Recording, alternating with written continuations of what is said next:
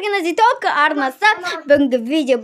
Сәлем достар, сіздермен бірге Назиток арнасы бүгінгі видео бізде ауылдағы өмірдің бірінші бөлімі болатын болады. Сіздерге осы сериал ұнайтынына сенімдімін. Обязательно арнама тіркеліп лайктарыңыз болса, подписканы басып достарыңызбен бөлісуді ұмытпаңыздар. Еще достар, біз точно сериалымызды бастаймыз. Йогамен айналысып тұрмын. Жарайды. Так, онда мен барып беті қолымды жуайын, әйтпесе кедергі жасап жүрермін. Мет завтрагыңызға. Так, мен тойып ішіп алайын. Керек емес маған телефон әзірге. Көргімді келіп отқан жоқ. Так, болды. Енді рахмет, анашым. Сізге де асып болсын. Рахмет, қызым. Айтпақшы, ана кім қайда? Әлнұрайды. Ой, ол йога жасап жатыр ғой. Йогасы несі? Барып шақырып кел оны. Жарайды, бірақ ол ұрсады маған. Жарайды, шақырып келем барып. Не болды? Іздеп қапсың ғой мені. Ой, анам шақырды. Завтрағын ішсін деді саған. Театр шей бар. Өзен шей беріңдерші, мен йогамен айналысып бітті. Енді ваннаға түсейін деп жатырмын. Рахаттанып түсейінші өзі. Таңым анда идеальный болып өтсе екен деп тұрмын. Сендер өзің шей беріңдер. Әкем ұйықтап жатыр ғой, ақырған сөйлесеңдерші. Той әкесінің қызы мақұл бопты. Не дедің? Өзіңсің әкесінің қызы. Вообще-то мен әкемді уайымдап, мен айтып жатырмын, ойлап қалма, вообще-то әкесінің қызы деп ат қоймам маған. Өз атым бар менің. Альнура деп атасайшы. Мысалы, мен сені сіңлім десем, сен ренжисің ба? Ренжімеймін, мен зачем ренжеймін? Сіз мен точно шынымен де әпкемсіз ғой? Так, ну ладно, онда мен сені өз атымен атаймын. Понятно? Жарайды, айта беріңіз. Так, жарайды. Альмера десем жақсы ма? Я. Маған сіңлім десеңіз де бола береді. Альмера десеңіз де бола береді. Қалайтсаңыз да өзіңіз біліңіз.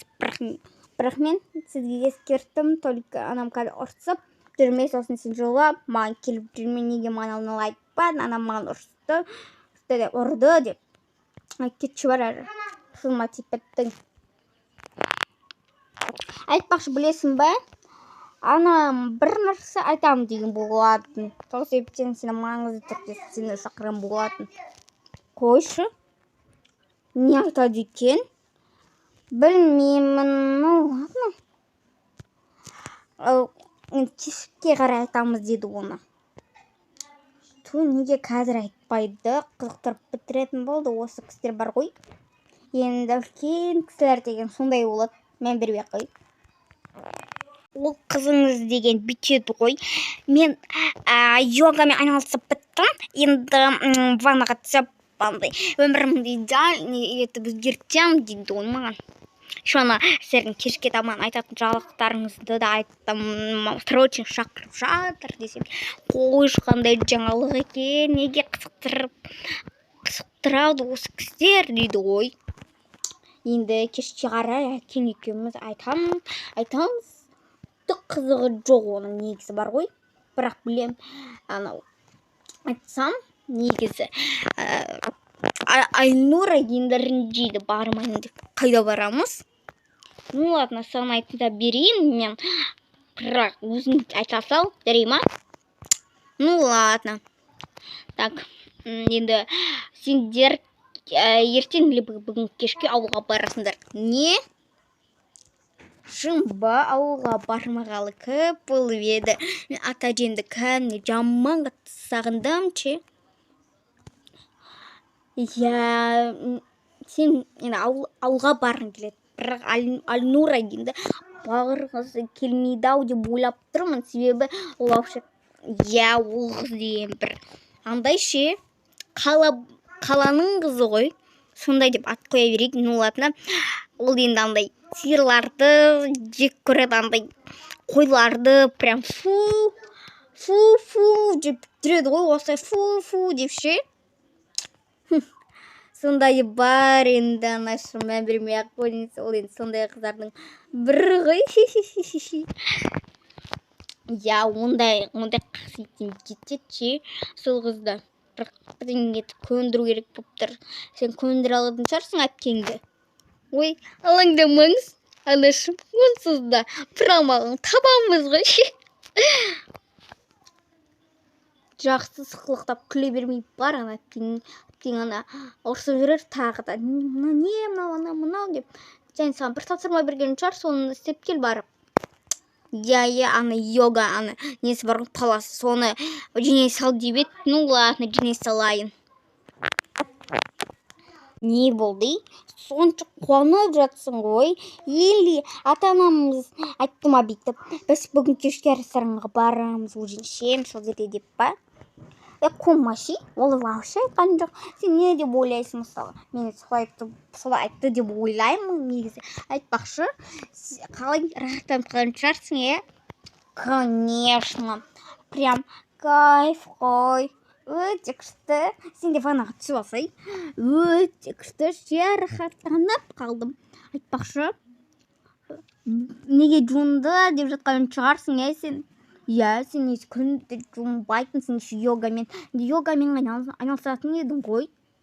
Иә, менің бір жігітім бар еді ғой, Артур еді ғой. Иә, білем.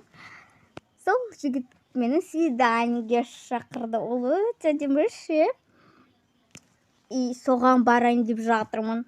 Қойш. Шымба, күшті ғой саған. Ну ладно, бармаймын, менікі одан да күшті негізі. Жаңалығым. Ана саған айтқан секілді ғой, бүгін кешке айтатын жаңалығын. Иә? Солай ма? Иә, не деп ойлайсың? Отбасымызбен бірге ресторанға барамыз деп ойлаймын. Ну ладно, айта салайын. Айтатын жаңалықтар, яғни бізді ата-әжеміздің тұратын ауылына апарып тастайды. Не? Жынды ма? Вообще мен бармаймын. Зачем тут дела барат деп ойлайды мені. Мен вообще-то бармаймын. Өзің ақпарат бер. Вообще-то мен бармаймын. Мен ана жігітімен свиданиеге кетем. Өзің бара берсең нең кетеді? Зачем тут дела? Бізді апарады ол ауылға. Жасасы қой бар. Айтқын немече бар ғой. Зачем тут дела? Біз барамыз. Бүкіл настроение түсіреді. Көп айға баратын сияқтымыз ғой, что-то. Ой, көп айға барғанымыз қайта кайф қой. Ата-әжемнің құртын жейміз, алмасын жейміз, пирог жейміз. Күшті ғой? Несі күшті, вообще-то сен албаскисің ғой. Яғни қаланың қыздары сияқты әдемі болып жүрсей, вообще-то кайф болады. Сен жігітпен жүрсің, байдың жігіттермен еще дом істемейсің қалада. Андай күтуші жалдайсың, қызметші деген секілді.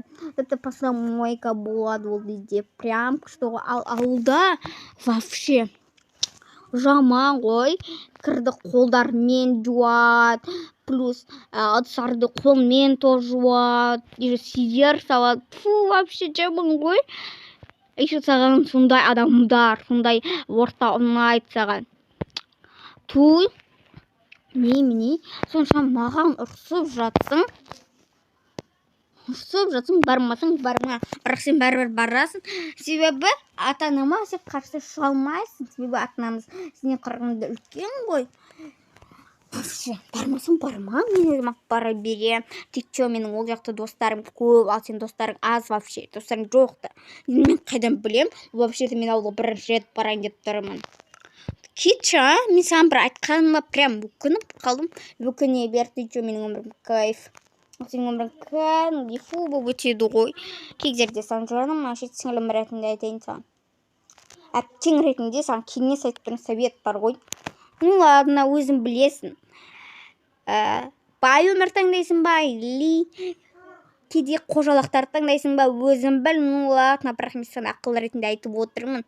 Жарайды, мен қазір боялуым керек, оқу жасауым керек, тағы да басқа жұмыстарым бар. Сен шыға тұрасың ба бөлмеден? Шықпаймын. Ну ладно, шыға салайын. Сен мен вообще-то бір бөлмеде отыра алмайды екенмін.